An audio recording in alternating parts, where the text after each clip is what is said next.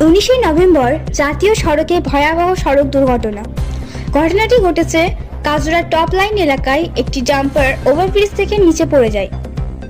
অন্ডাল দিক থেকে আসা একটি ডাম্পার কাজরা ও টপ লাইনের মধ্যস্থ জায়গায় ওভারব্রিজের ওপর থেকে উল্টে নিচে পড়ে যায়। এই মর্মান্তিক ঘটনার ডাম্পার চালক গাড়ির ভিতরে চাপা পড়ে যায় এবং ঘটনাস্থলেই তার মৃত্যু হয়। ঘটনার খবর পেয়ে ঘটনাস্থলে আসে অন্ডাল ট্রাফিক গার্ডের পুলিশ। স্থানীয় এবং পুলিশ দুটি জেসিবি মেশিন দিয়ে চালককে গাড়ির ভেতর থেকে বের করা হয় এবং হাসপাতাল পাঠানো হয়। হাসপাতালে চিকিৎসক পরীক্ষা করে গাড়ির চালককে মৃত বলে ঘোষণা করেন। স্থানীয় এক ব্যক্তি জানান, সম্ভবত গাড়িটি নিয়ন্ত্রণ হারিয়ে ডাম্পারটি ওভারব্রিজ থেকে পড়ে যায়। গাড়ির চালক কিছুক্ষণের জন্য ডাম্পারের ভেতরে আটকে পড়েছিল। তারপর অন্ডাল ট্রাফিক গার্ডের পুলিশকে খবর দিলে ঘটনাস্থলে পুলিশ আসে। Bureau report, activist Bangla.